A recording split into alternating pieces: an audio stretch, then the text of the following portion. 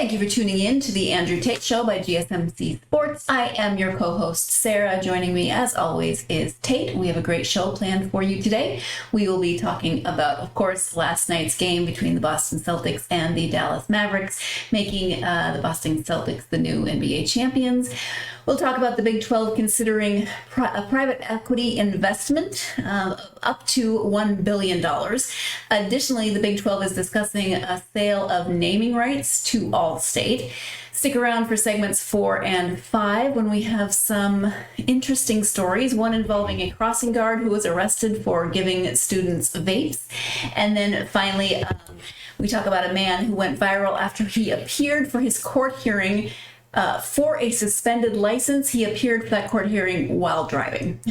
So stick around for that. Before we start, I would like, as always, for you to like and follow the show. That really does help. Also, we get a number of questions and comments that come in during the show. If you would go to GSMCpodcast.net, you can leave a tip or a donation that ensures that your question goes to the top of the list, making sure that we see it. We love to engage in those questions. So please go to GSMCpodcast.net. You can support the show by leaving a tip or a donation.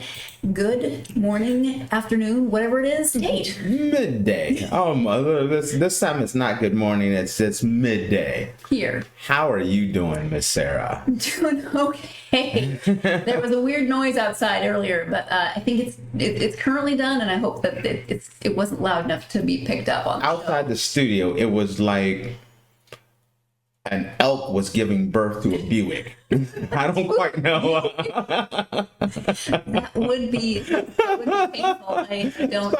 I don't quite know what the heck was going on out there, but it sounded painful. I think it was construction, and there was like some metal creaking or something. But like I said, an elk giving birth to a Buick. That's what I said. Yours is funnier. All right. Instead of talking about elks and Buicks, whether or not one can give birth to the other, I think we should probably move into segment 1. How do you feel about that? Done. And our slideshows are there, but they are taking a very long time today to show up. So let's see if... Let's go ahead and we'll see if it'll catch up there. There we go. Okay. So the Boston Celtics have clinched their 18th NBA championship, a record-setting achievement that elevates them above their historic rivals, the Los Angeles Lakers. Their victory came after a decisive Game 5 win over the Dallas Mavericks, securing the series 4-1. From the start, the Celtics set the pace, finishing the first quarter with a 9-0 run and maintaining control throughout, culminating in a 106-88 victory. Key players like Jayson Tatum and Jaylen Brown were instrumental in this win.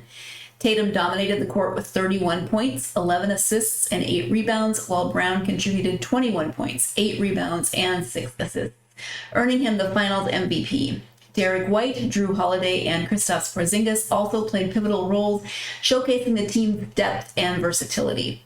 The Celtics' defensive prowess and three-point shooting were on full display, with their classic green uniforms symbolizing a return to their storied legacy.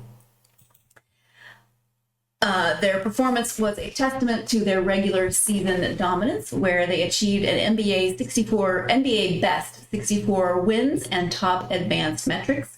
Boston's strategy involved aggressive defense, efficient ball handling, and consistent scoring from beyond the arc, particularly in the first half, where they shot 47.6% from the three-point range. Dallas, led by Luka Doncic and former Celtic Kyrie Irving, struggled to keep pace. Doncic posted 28 points, 12 rebounds, and 5 assists, but was hindered by turnovers and poor shooting from beyond the arc. Irving, heavily jeered by the Boston crowd, managed 15 points, but was ineffective overall. The championship solidifies the legacies of Tatum and Brown, placing them alongside Celtics legends like Larry Bird and Paul Pierce. It also validates the strategic moves by President of Basketball Operations Brad Stevens and the leadership of head coach Joe Mazzulla, who in his second season has already won a championship. The Celtics' journey through the playoffs was marked by resilience and dominance, with a 16-3 record and no series extending beyond 5 games. Their path included avenging last year's Eastern Conference Finals loss to Miami, defeating Cleveland, sweeping Indiana, and finally overpowering Dallas. For Boston, this championship is not just a culmination, but a promising start, with their young core poised for future success. Tatum and Brown, both in their mid-20s, have their sights set on further cementing their names in Celtics lore. This victory not only breaks their championship drought since 2008, but also reasserts the Celtics as the preeminent franchise in NBA history. Take it away, Tate. Okay. The first thing when I think about this, when I step back and I look at this whole thing, you talk about Brad Stevens as the general manager. He's the key to this whole championship here. And it's most times when you look at a championship or an NBA championship, you look at the players.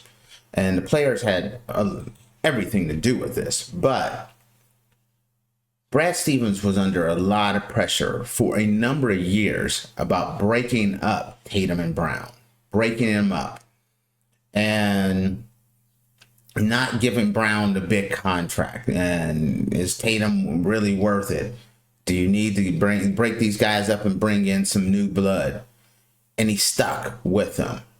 He doubled down. He gave Brown his contract, Tatum his contract, and he kept adding pieces.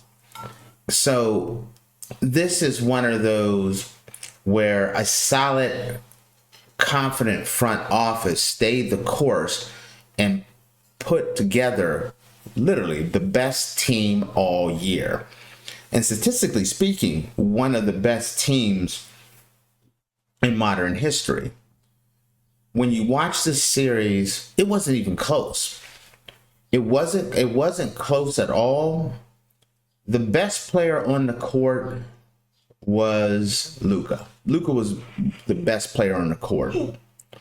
But the second, third, fourth, fifth, sixth, seventh best player were all on Boston. Boston was better defensively, better offensively, deeper, with more players coming off the bench, getting quality minutes, quality scoring, quality defense. And Dallas was pretty much a one-headed monster where it was just Luka. And I say that because Kyrie kind of disappeared whenever they were in Boston. The crowd in Boston had an effect on Kyrie, and it showed. Even last night, it showed. Kyrie was able to put together one nice game in these playoffs where in order for Dallas to have any shot, they needed Kyrie to have the series of his lifetime, and he had anything less than that. He did not have the series of his life. Matter of fact, he had maybe one of the worst series he's ever put together. Now, when you start looking at Boston, and you say statistically, they're one of the best teams in modern history, meaning of the new turn of the century. But when you look at this team, a lot of people didn't look at them as that, generational team. But when you step back and you look at this, you look at the Celtics and you say, who's going to knock them off next year? And I think they're already, for next year, staying the course, have a solid chance of repeating as Eastern Conference champions. Every team that's contending against them, whether it's Milwaukee, whether it's Philadelphia, whether it's Cleveland, Indiana, they have to do some wholesale changes to even compete with the Celtics. The Celtics are far and away the best team in the East. Now, on the West side, you look at it and you say, it was the best matchup. Dallas, it was a great matchup. Minnesota would have played the Celtics, and a lot tougher. Denver would have given the Celtics a run for their money. But having Dallas come through the West was tailor-made for the Celtics. The Celtics was just too much for them. And so, when I watch this series and you step back and you look at what has happened, Tatum and Brown was just amazing. Jrue Holiday gave him that veteran presence, that strong defensive presence as well. I mean, they put together a quality team who really dominated. And this is the definition, Sarah, of a gentleman's sweep. That one game they put together, and the Celtics did put up a stinker. But part of that I felt like was they knew they had the game in hand, the series in hand. They kind of took their foot off the pedal because I think they really wanted to win this in Boston, and which they did. Dallas had that one series, but it was a disappointment. I mean, really, once the finals came, Dallas was a big disappointment. And you look at Dallas and you say, can they get back? Like we were just talking about, I could easily see the Celtics back next year. Luka has been phenomenal. Kyrie was okay. But Dallas is missing too many pieces. They're going to need to revamp this team in order not to make it back to the finals, but to even contend. Oklahoma City Thunder is going to be better. Minnesota is going to be better. Denver is Denver. If the Lakers get anyone, get that third piece, they're going to be better. The New Orleans Pelicans are going to be better. I see they had their best chance to claim a championship this year, and they laid an egg. Defensively, they laid an egg. Their shooting, way down. Their defense disappeared on them. This was not a good series for Dallas when this was their best chance to win a championship. But anyway, the main thing was the Celtics have won. The big one is, yes, they broke the series tie between the Lakers, and they got their 18th championship or 18th champion. Yeah, and the Lakers have 17. But the question is Boston the sports city of this century? This is their 13th city championship, whether it's the Patriots, the Celtics, the Bruins. They're claiming consistently, the Red Sox, 13 championships this turn of the century is incredibly impressive as well. Yeah, wow. Is Boston truly title town? Because that's what they're doing now. So just something to think about there. Well, I know it's been since 2008 since they won their last championship, but for me, when I think of I didn't grow up in a sports family, but even as a kid, the Boston Celtics, Larry Bird, like even I knew who they were, and if I knew who they were, they were clearly on the TV, in the newspaper, etc. So that's the Celtics that I think of, and then they didn't disappear, but they had some dry spells, let's say. This is a weird thing for me because I watched the Celtics.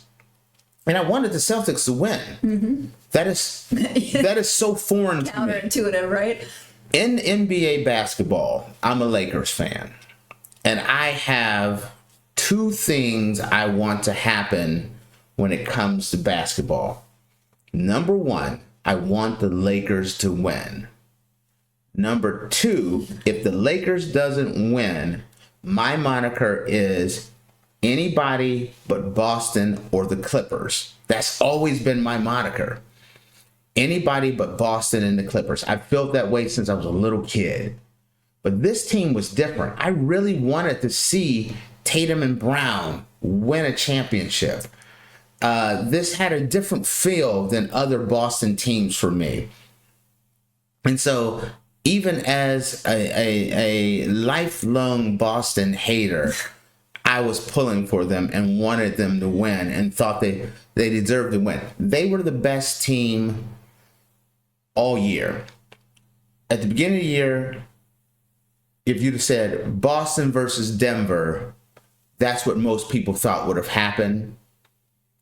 Denver fell off. Boston never fell off. They were consistent throughout the season, so much so that I definitely had a lot of respect for them and thought not only did I think they deserved to win the championship, I wanted them to win the championship because they were they didn't let you down. So I think that's really awesome. Congratulations to the Boston fans. I know we got a number of Boston fans on the production team and show hosts and things. So I know I'm going to hear a lot about these Boston Celtics this week. Yep. Well, it might not have been the most exciting of playoff series, but it turned you into less of a Boston hater. I'm not gonna go further. Less of a Boston hater. This is just one of those. We're gonna pretend like I didn't say any of that, okay? I won't hold it against you. All right, let's go ahead and take our first break of this episode. When we come back, we'll be talking about the Big 12 Conference exploring a private equity deal and the implications and ramifications of that. You are tuned into the Andrew Tate Show by GSMC Sports, and we will be right back.